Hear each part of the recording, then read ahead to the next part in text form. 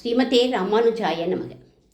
ஸ்ரீரங்கத்தில் பராசரப்பட்டங்கிற ஒரு ஆச்சாரியன் பல சிஷ்யாளுக்கு காலக்ஷேபம் பண்ணுவார். ஒரு நாளைக்கு ஒரு மகா வித்வான் சிஷ்ய கோடிகளோட போயின்னு இருந்தார். அவரை கண்ணால் தான் பார்த்தார். அவர் போன உடனே பின்னாடியே ஒரு உஞ்சிவிருத்தி பிராமணர் வந்தார். அவருக்கு தெரிஞ்ச அரை ஸ்லோகத்தை சொல்லிட்டு உஞ்சிவிருத்தி பாத்திரம் நிறைஞ்ச உடனே அவர் கிளம்பி போயிடுவார். அதிகம் படிக்காதவர். இவர் வந்தால் காலக்ஷேபத்தை நிறுத்திட்டு குச்சலம் விசாரிப்பார் பட்டர். மகா பண்டிதர் போனால் அவரை ஒன்றுமே விசாரிக்க மாட்டார். ஒரு நாள் சிஷ்யாலாம் உங்களுடைய இந்த ஆச்சாரத்துக்கு என்ன அர்த்தம் அப்படின்னு கேட்டார்கள். நாளைக்கு காட்டுறேன் பாருங்கோ அப்படின்னார். மறுநாள் பண்டிதர் வந்தார். அவரை பூர்ண கும்பம் வச்சு அழைச்சி வேதாந்த காலக்ஷேபத்தில் எனக்கு ஒரு சந்தேகம், அதை நீங்கள் தீர்த்து வைக்கணும் அப்படின்னார்.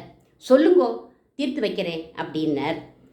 அப்போது பரதத்துவம் யார் அப்படின்னு கேட்டார்.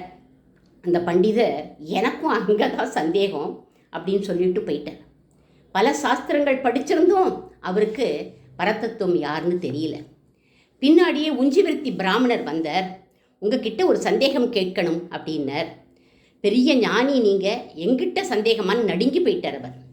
அவரை சமாதானப்படுத்தி பரதத்துவம் யார் உங்களுக்கு தெரியுமா அப்படின்னு கேட்டார். அதை கேட்ட உடனே அந்த பிராமணருக்கு ரொம்ப கோபம் வந்துடுது. கையில் வச்சுட்டு இருந்த உஞ்சிவிருத்தி சொம்ப விட்டெறிஞ்சார். அது எதிரில் இருந்த ரங்கநாதர் கோவில் மதில் சுவரில் பட்டு விழுந்துடுத்து. பரதத்துவம் யாருன்னு தெரியாமையா நீர் இவ்வளோ நாளாக காலக்ஷேபம் பண்ணீர் அப்படின்னார். உமக்கு தெரியுமா சொல்லுங்கோளே அப்படின்னார். உள்ளே படுத்துட்டு இருக்கிற அந்த ரங்கநாதன் தான் பரதத்துவம் அப்படின்னார். பராசர பட்டர் அவர் விழுந்து சேவிச்சார். எல்லா சாஸ்திரமும் கரைச்சி குடித்தவாளுக்கு பரதத்துவம் யாருன்னு தெரியல. ஒன்றுமே படிக்காத அரை ஸ்லோகத்தை அங்கங்கே காதால் கேட்டதை சொல்லிட்டு போகிற உஞ்சிவிருத்தி பிராமணர் ரங்கநாதர் தான் பரதத்துவம் அப்படின்னு விட்டார். பகவானை உணர்த்தாத கல்வி சுமையான கல்வி. பஜகோவிந்தம் பஜகோவிந்தம் மூடமதே அப்படிங்கிறார் ஆதிசங்கரர்.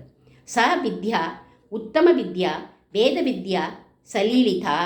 இன்னும் பகவானை உணர்த்தும் வித்தியை தான் ஏற்ற முடியாது. கோபிகைகளுக்கு கிருஷ்ணனை தவிர வேறு ஒன்றுமே தெரியாத அறிவு ஒன்றும் இல்லாத ஆய்க்குலம் அவர்கள். ரங்கநாதர் திருவடிகளே சரணம்.